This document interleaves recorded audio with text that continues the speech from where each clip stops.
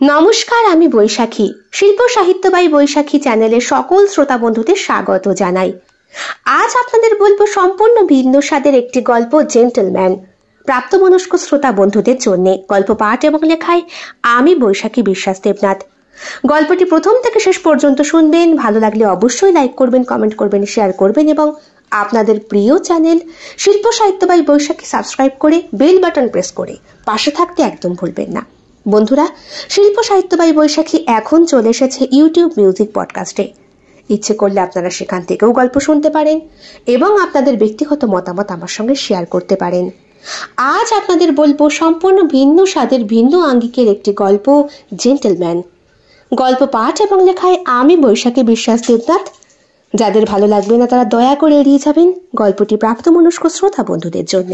এই গল্পটি সম্পূর্ণরূপে কল্পনা প্রসূত, যদিও কিছু ক্ষেত্রে বাস্তব ঘটনার ছোঁয়া থাকতে পারে।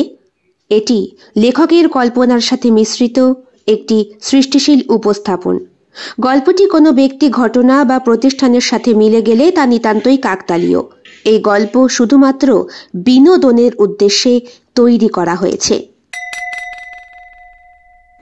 জলপাইগুড়ি শহর, একটা অভিজাত বার। রাত প্রায় 8টা। আজ সমস্ত ব্যাচেলার বন্ধুরা একত্রিত হয়েছে। হ্যাঁ, সবাই ব্যাচেলার, কেউ বিয়ে করেনি। সবাই বিরাট কোম্পানিতে চাকরি করে, বড় বড় জায়গায় পোস্টিং হয়। সবসময় কি আর কাজের মধ্যে থাকতে কারো ভালো লাগে? একটু তো হাওয়া বদল করতে ইচ্ছে করে, তাই না? মনুষ্য জীবন যখন সব রকম ভাবেই উপভোগ করা উচিত। না না না, যদিও জেন্টলম্যানরা তাই হন না। জেন্টলম্যানরা বেশ ভালো হন। তাদের পোশাক আশাক, শিক্ষা, সংস্কার সবকিছু মিলিয়ে মিশিয়ে তাদের বন্ধুতা এবং হৃদ্যতাপূর্ণ সম্পর্ক সবকিছুতেই একটা আকর্ষণ থাকে। তারাই তো জেন্টলম্যান হন। আদর্শ, এক কথায় যাকে বলে। সুব্রত গ্লাসে হুইস্কি ঢালতে ঢালতে বলল, তোর মতো smart, handsome, corporate, high post থাকা একটা ছেলেকে দেখে কে বলবে যে জলই শেষ কথা? মানে ভাই, তোকে দেখলে তো মেয়েরা নিজে থেকেই বলবে প্লিজ আর পিও না, কিন্তু তুই নিজেই বলছিস আমি খাই না। রাহুল হেসে ফেলে, বলে, শোন, নিজের শরীরটাকে ভালোবাসতে হয়।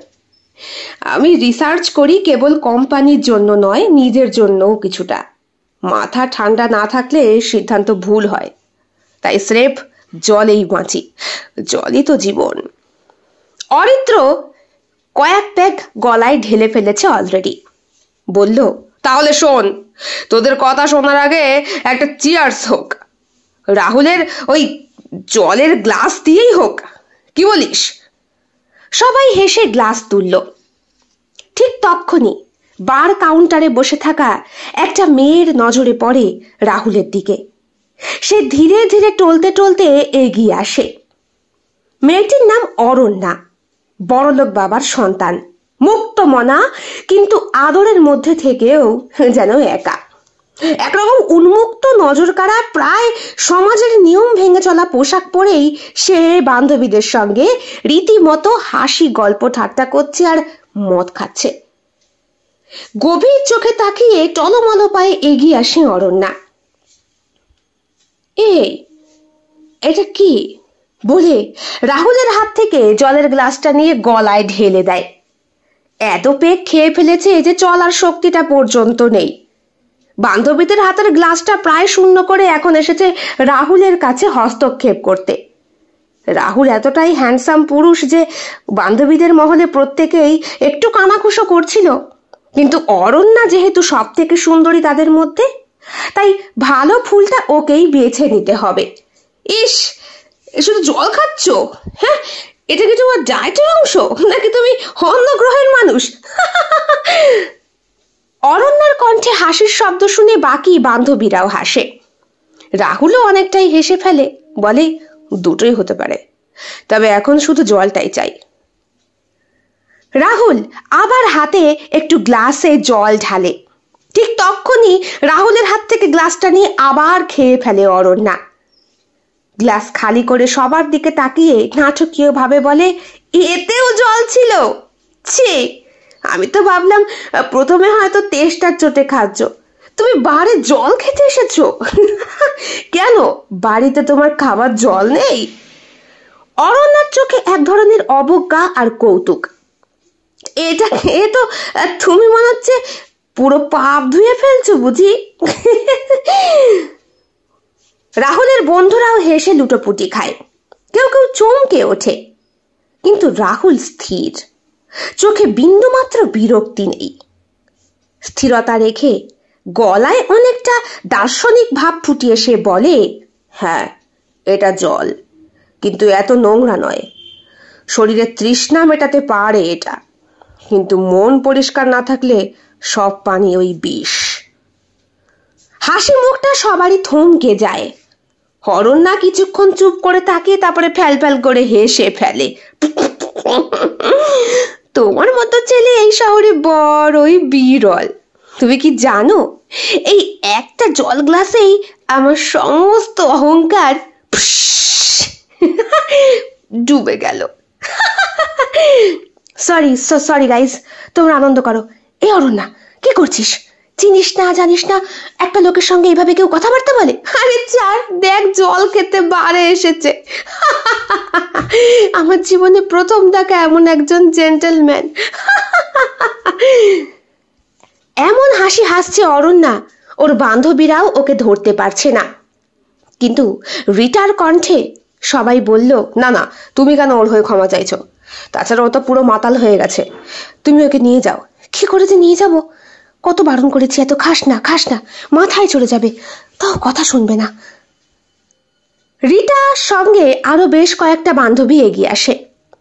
সবাই যখন একত্রিত হয়ে অরণ্যাকে ধরেছে, তখন অরণ্যা বলে, রিটা, আমার টাকায় তুই খাস, আবার আমার ওপরেই হুকুম চালাস? কি করছিস? হ্যাঁ, তোর টাকাতে আমি খাই, এখন তুই চল তো বাবা, চল। বার থেকে ফেরার পথে গাড়িতে বন্ধুরা রাহুলকে নিয়ে আলোচনা করে। অরিত্র গাড়ি চালাচ্ছে। গাড়ির জানলায় কাঁচ দিয়ে চাঁদের আলোয় রাস্তাটা বেশ স্পষ্ট, যদিও গাড়ির লাইটও জ্বলছে। বলতো ভাই, তুই এত কড়া ডিসিপ্লিনে কিভাবে থাকিস? হ্যাঁ, একটা সিগারেট না, একটা ড্রিঙ্কস না, আর এই মেয়েটা তোকে জলের জন্য তো অপমানই করে গেল। সুব্রত বলল, আরে ছাড় না, রাহুল এমন ছেলে যে অপমানেও একটা কবিতা খুঁজে পায়। ওর মা ছিলেন ইংরেজি সাহিত্যের প্রফেসর, তাই না? রাহুল হালকা হেসে পিছনের সিটে হেলান দিয়ে বসে। হ্যাঁ, মা বই পড়ে শোনাতেন। ওন সেভ বি ট্রু, শেক্সপিয়ার। আর বাবা, তিনি সেনাবাহিনীর লোক, ডান বা কিচ্ছু বোঝেন না, শৃঙ্খলা মানেই জীবন। রাহুল চোখ বন্ধ করে একটু চুপ করে থাকে, তারপরে তমালের কাঁধে একটা হাত রেখে বলে, তবে আমি যেটা বুঝি, বাহ্যিক নিয়ন্ত্রণ আর অন্তরের স্বচ্ছতা, এই দুটো ছাড়া সত্যিই কিছু করা যায় না।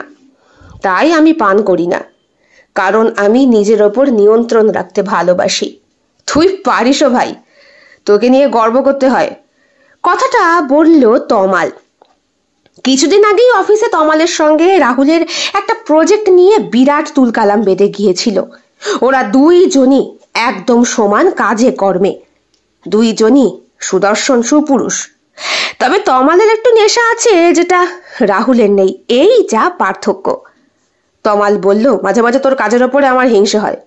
কি করে সবকিছু এত সহজভাবে করিস বলতো? আরে ও তো জেন্টলম্যান, শুনলি না মেয়েটা বলল। আবার গাড়ি চলতে শুরু করলো। ওরা নিজেরাই নিজেদের মধ্যে হাসাহাসি করছে। হোটেলে পৌঁছাতে খুব একটা সময় লাগলো না। জলপাইগুড়ি এই জায়গাটা বেশ ঘেরা জঙ্গলে। পরদিন সকালে হোটেলের গার্ডেন ক্যাফেতে হঠাৎ করে রাহুলের মুখোমুখি চলে আসে অরণ্যা, একটা লাল স্কার্ফ ঠিক করতে করতে। কাল রাতে আমি তোমাকে ছোট করে ফেলেছি অনেকটা, জানি, তুমি রাগ করনি দেখে অবাক লাগছে। রাহুল খুব অবাক হয়ে যায়, এই মেয়েটিও এইখানেই। রিটা পিছন দিক থেকে এসে বলে, আমি তোমার কথা বললাম ওর নেশা কাটার পর। কিছুতেই বিশ্বাস করছিল না। হোটেলে এসে সমানে বমি আর বমি। তোমরা এখানেই উঠেছ? হ্যাঁ, এখানেই।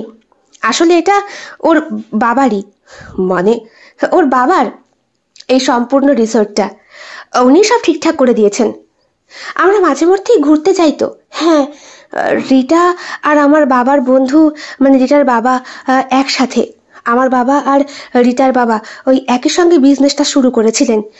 তাই মানে আই এম সো সরি, তুমি কিছু মনে করনি তো? তুমি জলকে অপমান করেছিলে, আমাকে না। আর আমি তো ওর মধ্যে জীবন খুঁজি, অপমান না। চায়ে চুমুক দিতে দিতে কথাটা বলল রাহুল। অরণ্যা বলল, তোমার এই শান্ত মুখ আর চোখ, যেন ভিতরে হাজারটা প্রশ্ন আছে তোমায় দেখে মনে হয়, অথচ একটা উত্তরই দিয়ে বসে আছো তুমি। তুমি কি রাহুল মিত্র? হ্যাঁ। আমার নাম জানলে কি করে? আমি বলেছি, ওই নেট ঘেটে ছবি তুলে ফেলেছিলাম, তাই। ছবি আমার পারমিশন না নিয়ে? সো সরি, ও অমন করছিল দেখে। আসলে মাঝে মধ্যে ওর পাগলামিগুলো আমার জেঠুকে জানাতে হয়, মানে ওর বাবাকে। হো, আমি একজন রিসার্চার, আয়ুর্বেদা টেকের এআই সিকিউরিটি হেড, ব্যাঙ্গালোরে পোস্টিং, কিন্তু প্রায় সারা দেশে ঘুরে কাজ করি। ঠিক এখন যেমন জলপাইগুড়ি। বাহ, তুমি তো বড়লোক ঘরের ছেলে। অরণ্যা ভ্রুকুটি কুচকে কথাটা বলল। না, একদম না। আমার বাবা সেনাবাহিনীতে ছিলেন, মা ছিলেন সরকারি কলেজের অধ্যাপক। আমরা ভালোই চলতাম, কিন্তু ধনী ছিলাম না। শুধু মায়ের লাইব্রেরিতে বসে শিখেছিলাম জ্ঞানে যে ধনী, তার গায়ে দামি স্যুট না থাকলেও চলে। অরণ্যা হয়তো কিছু বলতেই যাচ্ছিল, কিন্তু রাহুল চুপচাপ দাঁড়িয়ে পড়ল। অরণ্যা নিজের দিকে একবার তাকায়, ভাবে তার মতো এতটা সুন্দরী স্মার্ট একটা মেয়ে, অথচ রাহুল তার সাথে একটা কথা বলতেও আগ্রহী নয়, অন্তত নামটাও জিজ্ঞাসা করলো না। রিটা বলল, ছেলেটার অ্যাটিটিউড আছে কিন্তু, বেশ হ্যান্ডসাম। তাই তো দেখছি। সন্ধ্যায় বন্ধুদের সঙ্গে আবার বসেছে রাহুল। সুব্রত বলল, তুই জানিস, তুই একটা ইন্সপিরেশন। তোকে দেখে মনে হয় ভদ্রতা, সৌজন্য আর সাহস এখনো বেঁচে আছে। রাহুল চোখে এক ধরনের দৃঢ়তা এনে বলে, আমি শুধু চাই আমার উপস্থিতি যেমনই হোক, যেন কেউ ভাবতে বাধ্য হয় নিজেকে বদলানো যায়। ঠিক যেমন তোরা বলিস, জলের গ্লাস দিয়ে চিয়ার্স করা যায়। শোন, তোকে বলা হয়নি, রাতে কিন্তু আমরা এক জায়গায় যাচ্ছি। কোথায়? জলপাইগুড়ি জঙ্গলে, আমরা 6 বন্ধু মিলে। আমায় তো আগে বলিসনি। বললে কি আর তুমি যেতে বন্ধু? হয়তো শুয়েই থাকতে। আরে ঘুরতে এসেছিস, একটু চেয়ার আপ কর, তা না। কথাটা বলল তমাল। সুব্রত বলল, বেশ রাহুলের পিছন পিছন ঘুরছিস তো, সহ্যই তো করতে পারিস না। আরে বাবা, সেসব অফিসে, এইখানে নয়। এইখানে আমরা 6 জনই একসাথে, নাকি রাহুল? একদম ঠিক। একসঙ্গে থাকলে বিপদ হয় না, এটা আমিও মানি। রাতে জলপাইগুড়ি জঙ্গলের দিকে রওনা দিয়েছে ওরা। সাউন্ড ট্র্যাকে গান বাজছে, take me home country roads. হালকা বেজ সাউন্ডে পুরনো একটা ইংরেজি গান গাড়ির স্পিকারে। লোকেশন টেম্পারেট জঙ্গল ঘেরা রাস্তা, অন্ধকার আর জ্যোৎস্নার খেলা। মাঝে মধ্যে কোনো পশু থাকলে একটু শিকার করার মনোবৃত্তি জাগলেও জাগতে পারে। সুব্রত উত্তেজনায় পিছনের সিটে চেঁচিয়ে বলল, সালা, শহরের বাইরে বেরোলে যে কি শান্তি, এবার মদটা খেয়েই ছাড়বো। কি বলিস রাহুল? রাহুল ড্রাইভারের পাশের সিটে বসে, জানলা দিয়ে বাইরে তাকিয়ে, আমি তো না বলেছি, আমি খাবো না। শুধু ট্যুর মানে নেশা নয় সুব্রত। তমাল বলল, তুই যেভাবে না বলিস আমি খাবো না, মনে হয় যেন ধ্যান করার টাইমে কেউ তোকে কল করে দিয়েছে। হাসির রোল ছড়িয়ে পড়ল গাড়ির ভেতর। ড্রাইভার বলল, আপনাদের মতো প্যাসেঞ্জার যদি রোজ পেতাম বাঁচতাম ভাই, নইলে সবাই উঠে বলে, ভাই শর্টকাট নাও, ভাই ওই বামের লেন ঘেঁষে চালাও। রাহুল বলল, ড্রাইভারের কাঁধে হালকা ঠোকর দিয়ে, চালান আপনি আপনার মতো করে কাকু, গতি যত কম বিপদ তত কম। হঠাৎ গাড়ির পিছনে আলো পড়ে। সুব্রত উঁকি দিয়ে বলে, ওই যে রে, পেছন থেকে আরো একটা গাড়ি আসছে, দেখ স্পিডটা দেখ, মনে হয় এটা মেয়েদের গাড়ি, বুঝলি? শিওর। তমাল চিৎকার করে বলে, আরে ওরা যদি আমাদের ওভারটেক করে, আমার ইগো হ্যান্ডেল করবে না কিন্তু। রাহুল চোখ ছোট করে কাঁচ দিয়ে তাকায়। হ্যাঁ, মেয়েরাই, 5-6 জন। ওই তো চুল উঠছে জানলা দিয়ে, খুব হাই স্পিরিটে আছে মনে হচ্ছে। ঠিক তখনই ওভারটেক করে গাড়িটা বেরিয়ে যায়। মেয়েরা সবাই জানলা দিয়ে হাত বের করে চিৎকার করে কিছু বলে এবং বুড়ো আঙুল দেখিয়ে যায়। ড্রাইভার বিস্ফারিত হয়। সে বলে, তবে রে, আমাকে শেখাবি গাড়ি চালানো? 20 বছর স্টিয়ারিং আমার হাতে, দেখাচ্ছি কেমন করে ওভারটেক করতে হয়। সে গিয়ার বাড়ায়, অ্যাক্সিলারেটরে চাপ দেয়। রাহুল তখন তার হাত রাখে ড্রাইভারের হাতের ওপর, বলে, না কাকু, উত্তেজনা ঠিক নয়, ওরা যাচ্ছে যাক, আমাদের কোনো তাড়া নেই, কারো প্রমাণ করারও কিচ্ছু নেই। পিছনে বসা বন্ধুরা প্রতিবাদ করে ঠিকই। সুব্রত বলে, তুই সব সময় এমন ঠান্ডা কেন বলতো? তোর ব্লাডে কি আছে রে, বরফ নাকি?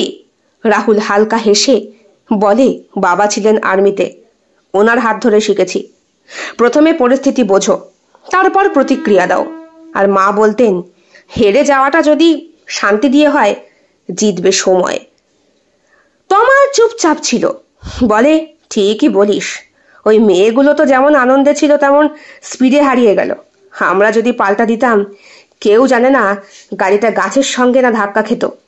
ড্রাইভার দীর্ঘ নিঃশ্বাস ফেলে বলে, সত্যি তোমাদের মতো যাত্রী আগে পাইনি বাবু, আপনি থাকলে আমার রাগটাও কমে যেত। রাহুল হাসে, ভালোবাসা দিয়ে জিতে নেওয়াটাই তো রিয়াল ওভারটেক কাকু। জঙ্গলে রাতে ওরা ছোট ছোট তাঁবু তৈরি করেছে, যেন আজকে জঙ্গলে রাতে ছোট্ট ছোট্ট বাড়ি তৈরি হয়েছে ভিতরে। পশু পাখিরা সবাই যেন অবাক, এক পাশে ছেলেদের আর এক পাশে মেয়েদের। জঙ্গলের গভীর থেকে মাঝে মাঝে শোঁ শোঁ করে হাওয়া আর শিয়ালের ডাক, যদিও উচ্চ স্পিকারে গান বাজছে। রাহুল বন্ধুদের সঙ্গে সাহায্য করছে তাঁবুর দড়িটা টাঙাতে। হঠাৎ পিছন থেকে একটা কণ্ঠস্বর, এক্সকিউজ মি রাহুল। রাহুল পিছন ফিরে তাকায়, বন্ধুরা হো হো করে হেসে ওঠে। রাহুল, সালা তোর প্রেমিকা এসে পড়লো, এই গায়ের কোটটা খুলে ওকে পরিয়ে দে, এসব দেখা যাচ্ছে। বন্ধুরা হেসে গড়াগড়ি খায়, কেউ কেউ ঠাট্টায় সিটিও মারে। অরণ্যা ম্লান হাসি দিয়ে বলে, দেখার জিনিস তো, দেখতেই পারো, লুকিয়ে কি লাভ? শুনে বন্ধুদের চোখে মুখে কেমন একটা হাসি ফুটে ওঠে। রাহুল বলে, তুমি এখানে কি করছো? আচ্ছা, তুমি নিজে তাঁবুতে ফিরে যাও, এই জায়গা তোমার জন্য নয়। অরণ্যা থমকে দাঁড়ায়, চোখে স্পষ্ট অপমানের ছাপ, দাঁত কিরমির করে সে। এক ধাপ এগিয়ে জামার কলারটা চেপে ধরে রাহুলের এবং তর্জনী উঁচিয়ে বলে, এক্সকিউজ মি, তুমি জানো আমি কে? আমাকে দেখে সব প্রডিউসাররা লাইনে দাঁড়ায়, ক্যামেরার সামনে আসলেই আলো পড়ে আমার মুখে। রাহুল একটুও না ঘাবড়ে বলে, হতে পারে, তবে আমার মনে হয় ক্যামেরাটা শুধু ব্লু ফিল্মেই ফোকাস করে তোমার উপর। বন্ধুরা ফেটে পড়ে হাসিতে। অরণ্যা মুঠো শক্ত করে ঠোঁট কামড়ে বলে, একবার আয়নায় নিজেকে দেখে নিও, তোমার মতো ছেলেকে আমি পাত্তাই দিই না। জানো, আমার কলেজের সব মেয়ে আমার সামনে ফিকে। রাহুল এবার এক পা এগিয়ে এসে চুপ করে তাকে আপাত মস্তক দেখে নেয়, ঠোঁটে একটা হাসি ফুটিয়ে বলে, তোমার মুখের থেকে তোমার উড়ুগুলো একটু বেশি ফর্সা, ওই জায়গায় বোধহয় একটু বেশি ময়দা মাখো, তাই না? বন্ধুরা আবার হেসে ওঠে, কেউ কেউ চেঁচিয়ে বলে, জিও জেন্টলম্যান, ছেঁকা দিতে হলে এইরকমই দিতে হয়। অরণ্যা ঘৃণা আর অপমান মিশ্রিত কণ্ঠে বলে, don't you dare underestimate me, আমি যা চাই সেটা আমি পেয়েই থাকি। রাহুল ঠান্ডা স্বরে বলে, আমি যা চাই না সেটা আমার কাছে এলেও ফিরিয়ে দিই, বাই।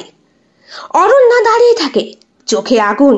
রাহুল ফিরে গিয়ে আবার তাঁবুর খুঁটি বাঁধতে শুরু করে। রাত গভীর, জঙ্গল ঘেরা ক্যাম্প সাইট। ছেলেদের একটি তাঁবুতে বসে আছে রাহুল। দূরে রাত চড়া পাখির ডাক, গাছের পাতায় বাতাসের হালকা শো শো শব্দ, মাঝে মাঝে মৃদু পায়ের শব্দও হচ্ছে। বন্ধুরা গেলেও রাহুল যায়নি, সে তাঁবুর ভেতরে বসে মোবাইল ঘাঁটছে। তার চোখে মুখে ভীষণ ক্লান্তি, পরিশ্রান্ত ভাব। এমন সময় হঠাৎ তাঁবুর ভেতরে ঢোকে চাদরে ঢাকা মেয়েটি। তুমি এখানে এখন? তোমার বান্ধবীরা কোথায়? কোনো উত্তর নেই। চাদরটা ধীরে ধীরে ফেলে দেয় মাটিতে অরণ্যা। নগ্ন অরণ্যা রাহুলের সামনে দাঁড়িয়েছে। রাহুল থমকে যায়, বলে, তুমি কি পাগল হয়ে গেছো? চাদরটা তোলো, তুমি জানো কি করছো? অরণ্যা হঠাৎ নিজের হাত দিয়ে নিজের শরীরে আঁচড় কাটতে শুরু করে, রক্ত বের হতে শুরু করে। রাহুল আতঙ্কিত গলায় বলে, তুমি থামো প্লিজ, এসব কি করছো? থামো, আমি তাঁবুর বাইরে যাচ্ছি। সে তাঁবুর চেনের বাইরে এগিয়ে আসতে ঠিক তখনই, বাঁচাও, ও আমাকে ধর্ষণ করছে, আমাকে মেরে ফেলবে, বাঁচাও, অরণ্যা প্রচন্ড চিৎকার করে। ক্যাম্পের চত্বরে হইচই জেগে ওঠে। ছেলে মেয়েরা সবাই ছুটে আসে। এক ঝলকে তাঁবুর সামনে ভিড়। রাহুল বেরিয়ে এসে দেখে তার বন্ধু বান্ধবরা ঘিরে রয়েছে তাকে। আমি কিছু করিনি, প্লিজ আমাকে স্পর্শ করিনি, বিশ্বাস কর, তোরা জানিস আমি কেমন। সুব্রত বলে, ঘোমটার আড়ালে খ্যামটা নাচ নাকি রে ভাই? গুণধর ছেলেদের মুখোশ খুলতে 1 মিনিট লাগে। এতদিন ভদ্র ভাবতাম, আজ সব বোঝা হয়ে গেল। রাহুল বলে, আমি তোকে শপথ করে বলছি সুব্রত, আমার বাবা আর আমার মা আমাকে যা শিক্ষা দিয়েছে তাতে আমি নোংরামি কল্পনাও করতে পারি না। তমাল বলল, তবুও কি করে বিশ্বাস করব বল? ওই মেয়েগুলো আমাদের যা বললো তাতে তুই একদমই নির্দোষ নোস। আমার তো মনে হয় সবটা তুই, যা হবে এখন হোটেল রুমে ফিরে গিয়েই হবে। হোটেলে ফিরে আসে সকলে। রাতের অ্যাডভেঞ্চার শিখে ওঠে। অরণ্যা বিছানার পাশে বসে কাঁদছে, বান্ধবীরা তাকে ঘিরে। রিটা বলে, পুলিশে জানাবো, চল, যা করেছে শাস্তি ওকে দিতেই হবে। অরণ্যা ঠোঁট কামড়ে বলে, না এখনই না, বাবাকে ফোন কর, বাবা এলে সব ঠিক হয়ে যাবে। ও আমাকে এখানে এখানে এখানে হাত দিয়েছে বলে নিজের প্রাইভেট পার্টকে দেখাতে শুরু করে রিটাকে। রিটা বলে, প্লিজ দেখ, এরকম করিস না প্লিজ। নয়না মোবাইলটা তোলে। আমি আমি পুলিশকে বলি, দেখ যদি পুলিশ এসে যায় তোর কথাই চলবে, তুই যা বলবি তাই করব। কিছুক্ষণ পর হোটেলের সামনে একটা কালো এসইউভি এসে থামে। পাশে পুলিশের গাড়ি। এসইউভি থেকে নামলেন আশুতোষ সরকার, অরণ্যার বাবা, প্রভাবশালী রাজনীতিবিদ। স্যার, মেয়েটির কথা শুনে এসেছি। আপনাকে বললে, মানে আপনি বললে সঙ্গে সঙ্গে ব্যবস্থা নেব। আমার মেয়ের গায়ে কেউ হাত দেবে আর আমি চুপ করে বসে থাকবো? কোথায় সেই ছেলে? হোটেলের একটি কক্ষে রাহুল বসে, বন্ধুরা বেশ খানিকটা দূরে। দরজা খুলে ভেতরে ঢোকেন আশুতোষ সরকার, সঙ্গে এক অফিসার। তুমি রাহুল, আমার মেয়েকে ধর্ষণের চেষ্টা করেছো? আপনার মেয়ে আমাকে ফাঁসিয়েছে আঙ্কেল, আমি ওকে ফিরিয়ে দিয়েছি বলে। চুপ! তুমি জানো আমার হাত কত লম্বা? তোমার কেরিয়ার, সম্মান, জীবন সব শেষ হয়ে যাবে এক রাতে। আপনার প্রভাব আছে আমি জানি, কিন্তু আমার বাবা মা সারা জীবন সৎ থেকে মানুষ করেছেন। আমি ভেঙে পড়বো না, সত্যি একদিন বেরিয়ে আসবেই। হোটেল রুমে উত্তপ্ত পরিবেশ। অরণ্যার বাবা আশুতোষ প্রচন্ড রেগে গিয়ে রাহুলকে মারার জন্য হাত তুলেছেন। তুই আমার মেয়ের সঙ্গে এমনটা করেছিস, তোকে আমি। ঠিক তখনই একটা কণ্ঠ বাধা দেয়। স্যার, দয়া করে 1 মিনিট এদিকে আসুন, একটা জিনিস আপনাকে দেখাতে চাই। আশুতোষ থমকে যান, হাত নামান না। অ্যাসিস্ট্যান্ট তাকে এক কোণে নিয়ে যায়, মোবাইলটা বার করে ভিডিও চালায়। ভিডিওর আওয়াজটাও বেশ স্পষ্ট। অরণ্যা তাঁবুতে ঢুকছে, তারপর নিজের চাদর খুলে নিজেই নগ্ন হচ্ছে এবং ইচ্ছে করে শরীরে আঁচড় কেটে রক্ত ঝরাচ্ছে। কয়েক সেকেন্ড চুপচাপ ভিডিও দেখার পর আশুতোষ বাবু আরো বেশি রেগে গেলেন। তার চোখের পাতা কেঁপে উঠল। রাগ এবার ঘৃণায় পরিণত হলো। মোবাইলটা বন্ধ করে তিনি তীব্র দৃষ্টিতে তাকালেন তার মেয়ের দিকে। সকলের সামনে আশুতোষ বাবু হেঁটে গেলেন মেয়ের দিকে। রাহুলও হতবাক, বন্ধুরা থমকে দাঁড়িয়ে। আশুতোষ বাবু গর্জে উঠে বললেন, তুই! বলে এক ঝটকায় অরণ্যাকে একটা চড় মারলেন। বাবা, তুমি আমায় মারলে, তুমি আমায় মারলে বাবা, তুমি জানো না ও কি করেছে? আচ্ছা, তুমি কি দেখলে? ভিডিও? ওসব ম্যানিপুলেটেড বাবা। আরো কিছু বলতে যাচ্ছিল, তার আগেই আশুতোষ বাবু চোখে আগুন এনে চোয়াল শক্ত করে বললেন, চুপ! একটাও শব্দ না। তোর মতো মেয়ে আমি জন্ম দিয়েছি ভাবতেই লজ্জা পাচ্ছি আমি। চারপাশে সকলে নিঃশব্দ। তিনি এগিয়ে যান রাহুলের দিকে, কাঁধে হাত রেখে বলেন, আমি সত্যি লজ্জিত রাহুল। আমি জানতাম না আমার মেয়ে যে এমন ভাবে নষ্ট হয়ে যাচ্ছে। ভেবেছিলাম সময়ের সঙ্গে সব ঠিক হয়ে যাবে, তাই আমার গোপন চর, মানে ওর ব্যক্তিগত ড্রাইভার, সব সময় পাশাপাশি রাখতাম, কোনো বিপদ যেন না ঘটে। ভাগ্যিস ও ভিডিওটা করেছিল, না হলে আজকে তুমি। রাহুল একবার চোখ তুলে তাকায় অরণ্যার দিকে। অরণ্যা বিমূঢ়, চোখ ছলছল করছে। রাহুল এরপর ধীরে ধীরে বলে, আঙ্কেল, ওকে আর মারবেন না, থাক। আজকে ও যা শিক্ষা পেয়েছে, ও যদি সত্যিই বুঝতে পারে তবে ওর জীবন বদলে যাবে। অশ্রুসিক্ত চোখে তাকিয়ে অরণ্যা ফ্যাল ফ্যাল করে দেখতে থাকে রাহুলকে। বলে, আর হ্যাঁ, তুমি সুন্দরী ঠিকই, শরীরটা দেখিয়ে নয়। নিজের সম্মান বজায় রেখে মানুষ সুন্দর হয়ে ওঠে। এটা পারলে আঙ্কেল আপনি ওকে বুঝিয়ে দেবেন। সময় লাগবে, কিন্তু ও বুঝবে। রাহুল তার বন্ধুদের দিকে ফিরে তাকায়। তারা এগিয়ে এসে রাহুলের পিঠে হাত রাখে। তমাল বলে, এই আমি প্রথম সন্দেহ করেছি। দেখ রাহুল, আমি তোকে চিনতে পারিনি ভাই, ভয়াবহ ভুল করে ফেলেছি, সরি। চিনতে পারলি তাহলে? এখনই চিনে ফেললি একবারে? সেটাই অনেক। হালকা হাসি দিয়ে রাহুল প্রত্যুত্তর করে। বন্ধুরা রাহুলকে সঙ্গে করে হোটেলের ঘর ছেড়ে বেরিয়ে যায়। কেউ কেউ হালকা স্বরে বলে, লেজেন্ড, জিও রাহুল। হোটেলের করিডোরে অরণ্যা দাঁড়িয়ে, চোখে জল। আশুতোষবাবু গাড়ির দিকে এগিয়ে যেতে যেতে বললেন, গাড়িতে উঠে পড়ো, আজ থেকে তোমার সমস্ত স্বাধীনতা শেষ। তোকে এতটা ছাড় দিয়েছিলাম বলেই আজ নিজেকে ঘৃণা করছে। অরণ্যা মাথা নিচু করে দাঁড়িয়ে থাকে, পায়ে পায়ে গাড়িতে ওঠে। গাড়ি চলতে থাকে দূরের অন্ধকারে। ক্যামেরা ফ্রেমে পড়ে থাকে একটা চুপচাপ হোটেলের করিডোর। মানুষের সৌন্দর্য কখনো শরীর দিয়ে মাপা যায় না। আত্মমর্যাদা আর সত্যি সেই আয়না যেখানে প্রকৃত রূপ ধরা পড়ে। কেটে গিয়েছে বেশ কয়েকটা মাস। রাহুল এখন পোস্টিং হয়ে কলকাতায় এসেছে। বন্ধুদের সঙ্গেও আর খুব একটা যোগাযোগ হয় না। যে যার মতো কাজে ব্যস্ত এবং ভারতবর্ষের এদিক ওদিক ছড়িয়ে ছিটিয়ে। শহরের একটা ক্যাফেতে দুপুরের শেষ ভাগে কাঁচের জানলা দিয়ে ঢুকেছে সোনালি রোদ। রাহুল এক কোণে বসে আছে, সামনে এক কাপ কফি। ক্যাফের দরজা খুলতেই একটি মেয়ের প্রবেশ।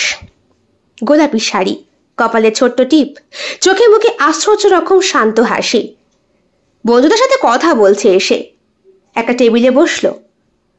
রাহুল অর্ডার দিয়েছিল একটা কফির। কিছুক্ষণ আগেও ক্যাফেটা বেশ ফাঁকা ছিল, কিন্তু ওই মেয়েটির সঙ্গে সঙ্গে যেন অনেকগুলো প্রজাপতি ঢুকলো এই হোটেলের এই ক্যাফেতে। চোখের ভুল নাকি? ওর মতো দেখতে হতে পারে, কিন্তু ও তো এমন করে হাসতো না। ওর মধ্যে এমনটা তো কখনো, তবে চোখটা দেখে কি যেন একটা টান আছে। আচ্ছা, ও কি অরণ্যা? রাহুল কফিতে চুমুক দিয়ে ভাবে। এরপর সাহস সঞ্চয় করে মেয়েটির টেবিলের দিকে এগিয়ে যায়। এক্সকিউজ মি, আমি বিরক্ত করছি কি আপনাকে? মৃদু হেসে মেয়েটি বলে, না না বলুন, কিছু খুঁজছেন? আসলে আমি ভাবলাম আপনি হয়তো অরণ্যা। আমার এক বন্ধু, মানে অনেকটা আপনার মতোই। আমি কি ভুল বললাম? মানে সরি। অরণ্যা বললেন? আমার দিদি। রাহুল কেঁপে ওঠে। কফির কাপ ধরে রাখা হাতটা শক্ত হয়ে যায়। হো, আপনি তাহলে অরণ্যার? আমি অপর্ণা, ওর ছোট বোন। তাই নাকি? আমি জানতাম না যে অরণ্যার ছোট বোন আছে। অপর্ণা হেসে বলে, অনেকেই জানে না। বসুন না। এই তোরা একটু সর। এই আমরা এখন যাই, বুঝলি, দেরি হয়ে যাচ্ছে। আচ্ছা আয়, বসুন। আপনি যখন আমার দিদিকে চেনেন তখন আমার সাথে কথা বলতে এত সংকোচ বোধ করছেন কেন? না মানে কোনোদিন কখনো। জানবেন কি করে? মা আমাকে নিয়ে মামার বাড়িতে চলে গিয়েছিলেন, দিদি বাবার কাছে। বাবা মার ডিভোর্স হয়ে গিয়েছিল যখন আমরা অনেক ছোট, আর খুব বেশি আমরা যোগাযোগও রাখিনি। তোমার দিদি কেমন আছে? আপনি কি খুব ঘনিষ্ঠ ছিলেন ওর সঙ্গে? না তা না, তবে একটা সময় বেশ কাছাকাছিই ছিলাম। ও এখন দেশে নেই, বেশ কয়েক মাস হলো বিদেশে গেছে। বাবা ওকে পাঠিয়ে দিয়েছেন। বিদেশে? ও নিজেই গেছে নাকি পাঠানো হয়েছে? কিছু একটা ঘটেছিল বোধহয়, আমি সবটা জানি না। শুধু জানি ওর নাম এখন কিছু কিছু জায়গায় আলোচিত, নেতার মেয়ে বলে। কিন্তু আমি এইসব নিয়ে মাথা ঘামাতে চাই না। ওর জীবন ও জানে। রাহুল চুপচাপ অপর্ণার চোখের দিকে তাকায়। সেই চোখে অরণ্যার ছায়া, কিন্তু উন্মত্ততা নেই। আছে নরম রোদ্দুরের মতো শান্তি। অপর্ণা বলল, আপনি তো বললেন আপনি ওর বন্ধু ছিলেন, খোঁজ করেননি ওর? আমি চেয়েছিলাম ভুলে যেতে, আসলে কিছু স্মৃতি আছে যেগুলো স্মরণ মানে নিজের সাথে বিশ্বাসঘাতকতা। বেশ কঠিন কথা বলেন তো। জীবন আমাকে অনেক বড় করে দিয়েছে, অন্তত মন থেকে। আচ্ছা, তোমার নামটা? অপর্ণা। বললাম। ও সরি। জানি, দিদির কথা শুনে বুঝেছি সবাই ওকে ঠিক মতো বুঝতে পারে না, ও নিজেই নিজেকে ঠিক মতো চিনতে পারে না। খুব ছোটবেলাতেই ও আর আমি আলাদা হয়ে গিয়েছিলাম। দিদির মনে কিছুটা রাগও থাকতো আমি মায়ের সঙ্গে থাকতাম বলে, কিন্তু তুমি তো তোমার দিদির মতো নও। তোমাদের মধ্যে একটা ভারসাম্য আছে যা ওর মধ্যে কোনোদিন ছিল না। মানে তোমার ভেতরের ভারসাম্যটা, তুমি খুব আলাদা। তাই নাকি? ভালোর চোখে দেখছেন মনে হচ্ছে আমাকে। হয়তো আজ প্রথম দেখেই তাকিয়ে রয়েছি তোমার দিকে, বলতে ইচ্ছে করছে না। আমি যদি কিছু ভুল বলে থাকি তাহলে সরি। একটা মুহূর্ত অপর্ণা হেসে তাকায়। রাহুল বলে, আলাপ করে ভালো লাগলো অপর্ণা। আমারও। আবার দেখা হলে চিনে ফেলবেন তো? হ্যাঁ, এই হাসিটা মনে রাখবো, বাকিটা ভাগ্যের ওপর। এরপরে দিন 7 মতো মাঝে মধ্যেই অফিস থেকে ফেরার পথে ওই ক্যাফেতে গিয়ে বসে থাকতো রাহুল। ভাবতো যদি অপর্ণা আসে। সেই দিন হঠাৎ করে সন্ধ্যার সময় হালকা আলোর নিচে অপর্ণার মুখের উজ্জ্বলতা রাহুলের চোখে এক রাশ নীরব বিস্ময় জাগায়। এক্সকিউজ মি, আসতে পারি? আরে অপর্ণা, চিনতে পেরেছো? হ্যাঁ, বসো। তাহলে এখানে কেন? আসলে রোজই আসা হয় বুঝি? রোজ না, পাশেই তো অফিস, সবসময় কাজ করতে করতে শরীরটা খুব টায়ার্ড লাগে, তখনই এসে একটু কফি। বাড়ি এখানে? না না, বাড়ি এখানে না। তাহলে বাড়িটা কোথায়? বাড়ি মুর্শিদাবাদ। ও তাই নাকি? বাবার সেখানেও বলে কোন কলিগ থাকে। আমি বাবা ওইসব রাজনীতির মধ্যে থাকতে পছন্দ করি না। তোমার মা? মা মামার বাড়িতেই আছেন, আমি এখানে কর্মসূত্রে একটা বেসরকারি স্কুলে পড়াই। হো, ভাবছেন না আমার দিদি আর আমার মধ্যে আকাশ পাতাল পার্থক্য? আমাকে এখানে খুব কম মানুষ চেনে, আমি সাধারণ, আড়ালেই থাকতে চাই। দিদি সবসময় আলোয় থাকতে পছন্দ করে, কিন্তু আলোয় যারা থাকে তাদের চোখ ঝলসে যায়, যারা ছায়ায় থাকে তারা হৃদয়ে গভীরতা আনে, অনেকটা ওই প্রখর রৌদ্রের তাপে পুড়ে যাওয়ার মতো। আচ্ছা রাহুল, তুমি খুব সুন্দর করে কথা বলতে পারো। এ বাবা, চট করে তুমি বলে ফেললাম, কিছু মনে করলে না তো? না না, আমার চোখে তুমি সেই মেয়েটা যার হাসিতে দুপুর গলে যায়, যার কথায় রাত গভীর হয়, আর যার উপস্থিতি যাকে ছুঁয়ে যাওয়া যায় না কিন্তু অনুভব করা যায়। তাহলে কি মানে তুমি আমার দিদিকে এখনো ভুলে উঠতে পারোনি, তাই না? ভুলিনি, কারণ কিছু স্মৃতি রক্তে গেঁথে থাকে। কিন্তু আমি জানি তুমি যেভাবে আমার সামনে আছো অতীতকে ঠিক ছুঁড়ে ফেলতে পারবো, কারণ তুমি আমাকে বর্তমান বানিয়ে দাও। তাই? খুব সুন্দর কথা বলো তো তুমি। আজ সকালে আয়নায় নিজেকে দেখছিলাম, ভাবছিলাম তোমার চোখে আমি খুব সুন্দরী, তাই না? শুধু সুন্দর না অপর্ণা, তুমি আমার কাছে অনেকটা। হঠাৎ করে রাহুল অপর্ণার হাতটা ধরে। অপর্ণা বলে, তুমি কি একদিন আমার হয়ে উঠবে রাহুল? চাইলে শুধু তোমারই হব, তোমার পাশেই দাঁড়িয়ে।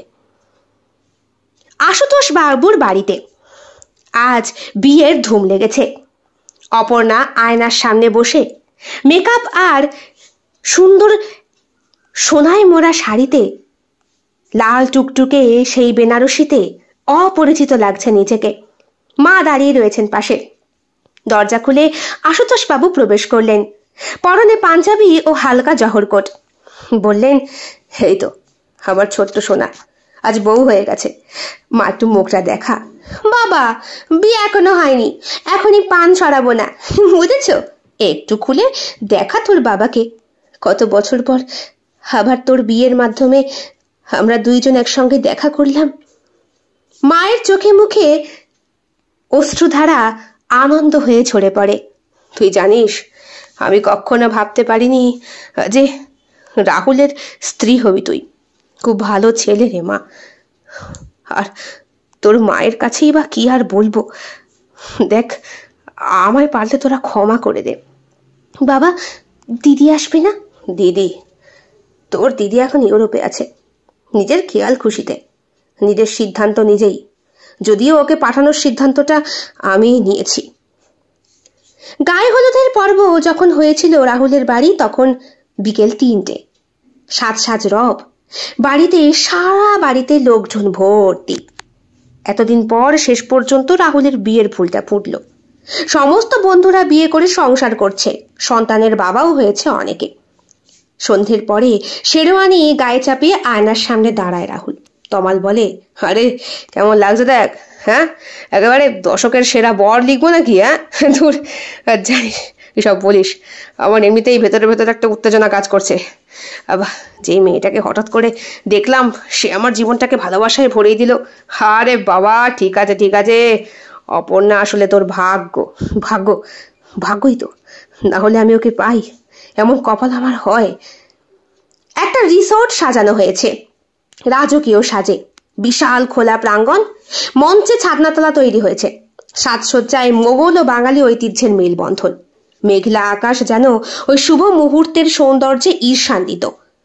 শহরের নামী নেতারা, ফিল্ম ইন্ডাস্ট্রির মুখ সকলে উপস্থিত। অতিথিদের ভিড়ের মাঝে আশুতোষ বাবু নিজের রাজনৈতিক সহকর্মীদের অভ্যর্থনা করছেন। পাশেই রাহুল। আঙ্কেল, আসলে আমি আপনার কাছে অনেকটা কৃতজ্ঞ। আরে বাবা, তুমি এসো এসো, তুমি আমার জীবনে একটা আনন্দের স্রোত নিয়ে এসেছো। শোনো, আমি তোমার শ্বশুর নই, হ্যাঁ দেখো বাবা বলে ডাকবে, ওটা বেশি আপন। বরণ ডালা হাতে অপর্ণার মা দাঁড়িয়ে রয়েছেন। এদিকে পাশে পান পাতা দিয়ে মুখটা ঢেকে রেখেছে অপর্ণা। গাঢ় লাল বেনারসি, কপালে টিপ, ফুলের সাজের সঙ্গে সোনার গহনা, যেন দেবী। রাহুল মন্ত্রমুগ্ধ দৃষ্টিতে দেখছে। এই শুভ লগ্নে বর কনেকে মালা পরাবে এবং 7 পাক ঘুরবে। হঠাৎ পুরোহিত বলে উঠলেন। রাহুল ধীরে মালা পরায় অপর্ণার গলায়। অপর্ণা মাথা নিচু করে মালা পরে এবং রাহুলকেও পরায়। 7 পাকের প্রতিটি ধাপে তারা চুপচাপ, কিন্তু চোখে চোখ পড়ে বরাবর, যেন প্রতি পাকে লুকিয়ে এক একটা প্রতিশ্রুতি চোখের ভাষায় প্রকাশ হচ্ছে। অপর্ণা একটা ঘোরের মধ্যে চলে গিয়েছিল। পাশে ওর বান্ধবী ওকে চিমটি কেটে বলল, আরে দাঁড়া, পান পাতাই সরাসনি। বাবা, মেয়ে একেবারে মালা বদল থেকে বিবাহ বাসরের স্বপ্ন দেখছে। হঠাৎ বিয়ে বাসরে বিরাট শোরগোল পড়ে। ছাদনাতলায় উপস্থিত রাহুলের সেই পুরনো বন্ধুরা। জলপাইগুড়ির ঘটনার পরে ওদের সঙ্গে আর সম্পর্ক রাখেনি রাহুল। অনেক দিন পর বন্ধুদেরকে দেখে বেশ উচ্ছ্বসিত হয়ে পড়ে। ওরা অনেক উপহার নিয়ে এসেছে। তবে তমাল বার করলো ছোট্ট একটা ভিডিও ক্লিপ। পুরোহিত মশাই বললেন, এইবার বর কনেকে নিয়ে আসুন, ওরা এখানে বসুক। সেই সময় রাহুলের পুরনো বন্ধুরা হঠাৎ বলল, আরে পুরোহিত মশাই, বিয়ে করলেই তো হয়ে গেল, সেই 3 দিনের আনন্দ, তার আগে একটু আমরা আনন্দ করি নাকি? শোন, তোর জন্য ছোট্ট একটা ভিডিও আছে। তুই আর তোর বউ বিয়ের আগে ফটোশুট করেছিলি না? আমরা তার মধ্যে একটু এদিক ওদিক করেছি আর কি। যদি তুই পারমিশন দিস, এখানে তো বড় স্ক্রিন রয়েছে, আমরা অপারেটরকে দিই, এক্ষুনি ভিডিওটা চলুক, তারপর বিয়েটা না হয় হবে। হ্যাঁ হ্যাঁ পুরোহিত মশাই, আমার বন্ধুরা যখন বলছেন। আশুতোষ বাবু বললেন, আরে হ্যাঁ, বিয়ের লগ্ন তো ফুরিয়ে যায়নি, ছেলে পেলে মানুষ একটু আনন্দ করুক না, অসুবিধে কোথায়? ভিডিও ক্লিপটা চালু হয়। বন্ধুরা বলল, আমরা চাই হবু বৌদি ওই পান পাতাতেই মুখটা ঢাকুক, আর এই পানের আড়ালেই ভিডিও ক্লিপটা দেখুক, তারপর না হয় তোরা একে অপরের মুখ দর্শন করিস। এটা আমাদের বন্ধুদের তরফ থেকে ছোট্ট একটা উপহার। উপহার শুনে হাসে রাহুল এবং সম্মতি দেওয়ার সঙ্গে সঙ্গে ভিডিও ক্লিপটা অন হতেই গোটা বিবাহ বাসরের ছাদনাতলা অন্ধকার হয়ে যায়, যাতে ভিডিওটা সবাই দেখতে পায়। ভিডিওতে স্পষ্ট ফুটে ওঠে এমন কিছু দৃশ্য যা অপর্ণার মুখের পান পাতা হাত থেকে পড়ে যাবার জন্য সেই পরিস্থিতি সৃষ্টি করতে বাধ্য করে। রাহুল একটা তাঁবুর ভেতর ঢুকছে। অরণ্যা যেখানে বসে মোবাইল ঘাঁটছিল সে। রাহুল ঢোকে এবং শুয়ে পড়ে অরণ্যার পাশে। রাহুলের হাত অরণ্যার পায়ের ওপর থেকে, উরুর ওপর থেকে উঠে তার বুক স্পর্শ করে তার 2 উরুর মধ্যবর্তী এলাকা, স্পর্শ করে তার পিঠ। তারপর তার নগ্ন শরীরটার ওপরে চেপে বসে রাহুল। অরণ্যা মন্ত্রমুগ্ধের মতো রাহুলের দিকে তাকিয়ে তীব্র চুম্বনের স্পর্শে অরণ্যার ঠোঁটটাকে লাল করে দেয় রাহুল। তারপর আস্তে আস্তে নেমে আসে অরণ্যার দেহের প্রত্যেকটা ভাঁজ থেকে। শরীরের প্রত্যেকটা অংশে হাত বোলায় সে, কোথাও বাদ রাখে না।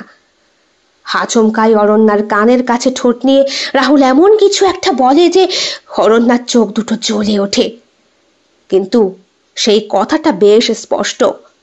রাহুল বলে, তুমিই বলেছিলে না ঢাকা জিনিস ঢাকতে নেই, তাই দেখতে হয়। দেখলাম না, ছুঁয়েও নিলাম, কিন্তু আর কিছু করব না।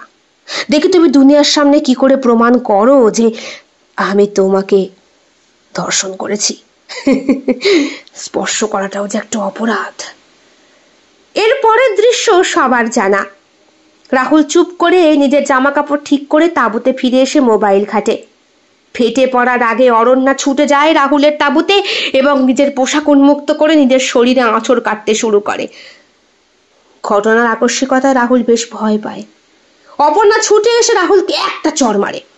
ঘরে আলো জ্বলে উঠতেই দেখা যায় অরণ্যা দাঁড়িয়ে রয়েছে। অরণ্যার উচ্ছৃঙ্খল জীবনযাপন বিপদ ডেকে এনেছিল। আশুতোষবাবু মেয়ের ওপরে ভরসা হারিয়ে ফেলেছিলেন, বিদেশে পাঠিয়ে দিয়েছিলেন, কিন্তু ভিডিও দেখার পরে মেয়ের ওপরে যেন আবার আস্থা ফিরে এসেছে। অরণ্যা স্বাভাবিক অবস্থায় নেই। বাবা মা বোন সবার কাছ থেকে বিতাড়িত হয়ে, আর বিশেষ করে রাহুলের কাছ থেকে এমন একটা আঘাত পেয়ে প্রচন্ড একাকিত্বে ভুগছিল সে। রিসেন্টলি তমাল বিদেশে গিয়েছিল প্রজেক্টের কাজে। চোট পেয়েছিল সে হাতে একটা, তাই হাসপাতালের বিছানায় অরণ্যাকে শুয়ে থাকতে দেখে তমাল চিনতে পারে। ডাক্তার বলেছিল, কি আর বলবো মিস্টার, আপনাকে ওনার এমন একটা রোগ হয়েছে যে রোগ সারবার নয়। ধর্ষিত বলবো, শ্লীলতাহানি বলবো, কি বলবো বলুন তো? উনি এখন আর কথা বলতে চান না। বেশ কয়েক মাস আগে ওনার আগে এটা ঘটেছিল ওনার সঙ্গে। কোন এক জলপাইগুড়ির এক জঙ্গলে কোন এক ইয়ং যুবক ওনার সমস্ত শরীরে আঙুলের স্পর্শ করেন, কিন্তু আঙুলের স্পর্শতে তো আর ধর্ষণ প্রমাণ হয় না। মেয়েটি ভেতরে ভেতরে শেষ হয়ে গিয়েছে। আপনারা বুঝতে পারবেন না ওর মানসিক অবস্থা। প্রথম ওর বাবা এখানে যখন ওকে রেখে যায় তখনও ও এক কথা বলে বাবাকে বিশ্বাস দেওয়ানোর চেষ্টা করে, কিন্তু ওর বাবা ওর উপরে প্রচন্ড রেগে গিয়েছিল। বলেছিল, এটা কোনো কথা? তুই ওর কাছে নোংরামো করতে গিয়েছিলি? তুই নিজের শরীরে, বাবা ও যেসব শরীরে যে জায়গায় আমি নখেরাছো দিয়েছি ওখানে ও হাত দিয়েছিল। বাবা ও আমাকে ধরেছে, ও ছুঁয়েছে, এটা একটা অপরাধ বাবা। বাবা ও সুপুরুষ নয় বাবা, ও একটা বদমাস। অফিসে বরাবরই তমাল আর রাহুল দুই প্রতিদ্বন্দ্বী। রাহুলের এই জেন্টলম্যান ভাবটা সবসময় তমালকে ভাবাতো। একটা ছেলে কখনো এত ভালো হতেই পারে না, ভেতরে কিছু একটা পাগলামো অবশ্যই থাকবে। আর সেই পাগলামির শিকার হয়েছে অপর্ণার দিদি, যা সবার কল্পনার বাইরে, এমনকি বন্ধু বান্ধবেরও। রাহুল চুপ করে দাঁড়িয়ে রয়েছে। রাহুলের বাবা মাথা নত করে এগিয়ে এলেন। রাহুলের গালে একটা চড় মেরে বললেন, তোমরা পুলিশে খবর দাও। আমি সারা জীবন আইনকে শ্রদ্ধা করে এসেছি। আমি চাই না সেই আইনকে অসম্মান করতে। পুলিশ আসে। রাহুলকে যখন গ্রেপ্তার করে তখন সেই গাড়ির ড্রাইভারকেও ধরা হয়। সে স্বীকারোক্তি দিয়েছে রাহুল তাকে প্রচুর টাকা দিয়ে আসল ভিডিও ক্লিপটা সরিয়ে দিতে বলেছিল, এডিট করেছিল অন্য কিছু। পুলিশ এসে রাহুলের হাতে হাত করা পড়ালো, নিয়েও গেল তাকে। অপর্ণা ছুটতে গেল ওর দিদির কাছে, বলল, দিদি দিদি তুই কথা বল। দিদি ছোটবেলায় আমরা কত খেলতাম। দিদি মনে আছে আমি একবার পড়ে গিয়েছিলাম, তুই আমাকে ধরেছিলি। দিদি তুই সবসময় আমাকে বিপদ থেকে বাঁচাস। দিদি দিদি তুই এখনো বাঁচিয়েছিস দিদি দিদি। কিন্তু অপর্ণার দিদি তাতে কোনো হেলদোল নেই। সে একটা নিষ্প্রাণ মানুষ হয়ে গিয়েছে। নিজের শোকের কথা পরিবারের লোকের সঙ্গে ভাগ করতে না পারাটা যে কত বড় আঘাত সেটা হয়তো অরণ্যা তখন ফিল করত। এখন তার মধ্যে কোনো অনুভূতি কাজ করে না। নিষ্প্রাণ চোখ দুটো দিয়ে সে তাকিয়ে রয়েছে ছাদনাতলার সিলিং এর দিকে।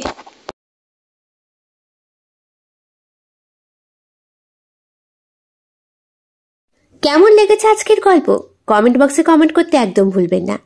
ভালো লেগে থাকলে অবশ্যই লাইক করবেন, কমেন্ট করবেন, শেয়ার করবেন এবং আপনাদের প্রিয় চ্যানেল শিল্প সাহিত্য বাই বৈশাখী সাবস্ক্রাইব করে বেল বাটন প্রেস করে পাশে থাকতে একদম ভুলবেন না বন্ধুরা। দেখা হবে খুব শিগগিরই আগামীকাল সম্পূর্ণ নতুন একটি ভিন্ন স্বাদের গল্পের সঙ্গে। আপনাদের সকলের উপস্থিতি একান্তভাবে কামনা করি। সকলে খুব ভালো থাকবেন, সুস্থ থাকবেন এবং একইভাবে সাহায্য এবং সহযোগিতার হাত বাড়িয়ে দেবেন। সবাই ভালো থাকবেন। শুভরাত্রি।